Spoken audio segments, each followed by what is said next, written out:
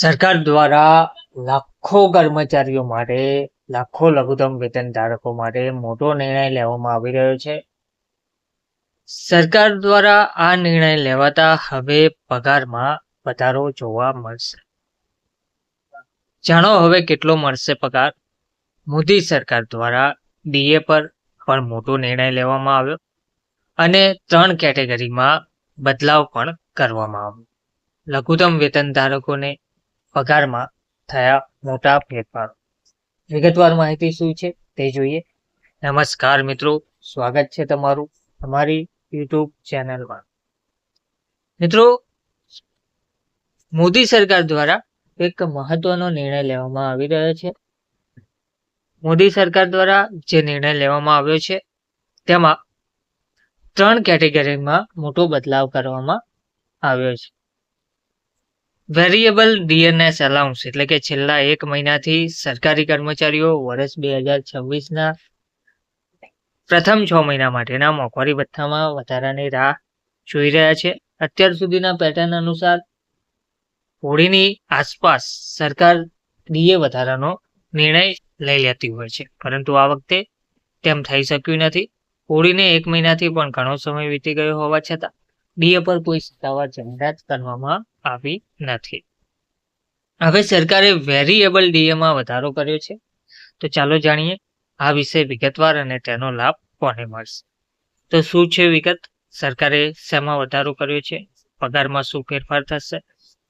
તો કેન્દ્ર સરકારના શ્રમ અને રોજગાર મંત્રાલયે મજૂરો માટે મોંઘવારી ભથ્થા વીડીએ અને લઘુત્તમ વેતન દરોમાં સુધારો કરતા નવો આદેશ જાહેર કર્યો છે. નવા દરો અનુસાર ચોક્કસ ક્ષેત્રોમાં કામ કરતા મજૂરો માટે વીડીએ વેરિયેબલ મોંઘવારી ભથ્થું એબીસી ક્ષેત્રના હિસાબે નક્કી કરવામાં આવ્યું છે. હવે વેરિયેબલ ભથ્થું અનુક્રમે 304 રૂપિયા, 256 રૂપિયા અને 206 રૂપિયા પ્રતિ દિવસ છે. આની સાથે બેઝિક સેલેરી ઉમેરીને કુલ લઘુત્તમ વેતન નક્કી કરવામાં આવ્યું છે. આ ફેરફાર 1 એપ્રિલ 2026થી અમલી બનવામાં આવ્યું છે.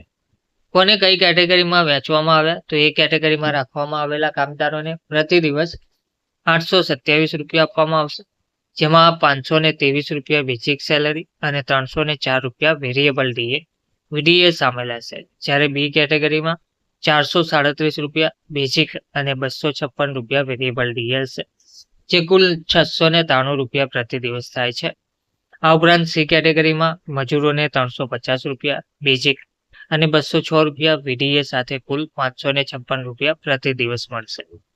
આ ત્રણેય કેટેગરી અનસ્કિલ્ડ કામદારો માટે છે. સ્કિલ્ડ શ્રમિકોની વાત કરીએ તો તેમને એ કેટેગરીમાં પ્રતિ દિવસ 1008 રૂપિયા મળશે, કેટેગરી બીમાં 918 રૂપિયા અને કેટેગરી સીમાં 781 રૂપિયા પ્રતિ દિવસ મળશે.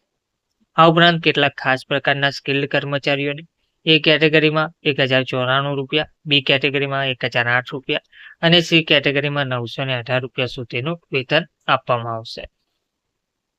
સરકારી કર્મચારીઓના ડીએ પર ક્યારે લેવાશે નિર્ણય? તો સરકારી કર્મચારીઓ હજુ પણ તેમના મોંઘવારી ભથ્થા ડીએમાં વધારાની રાહ જોઈ રહ્યા છે. સરકારને આ અંગે નિર્ણય લેવામાં કેટલો સમય લાગે છે તે જોવું મહત્વપૂર્ણ છે. આંકડાઓના આધારે એવું અનુમાન છે કે સરકાર ડીએમાં 2 થી 3% વધારો કરી શકે છે. જો આવું થાય છે તો સરકારી કર્મચારીઓ કેન્દ્રીય કર્મચારીઓનું ભથ્થું 58%થી વધીને 60% અથવા તો 61% સુધી પહોંચી શકે છે. 8મા પગાર પંચના યુગમાં આ પ્રથમ વખત હશે જ્યારે સરકાર ભથ્થાની જાહેરાત કરશે. ધન્યવાદ.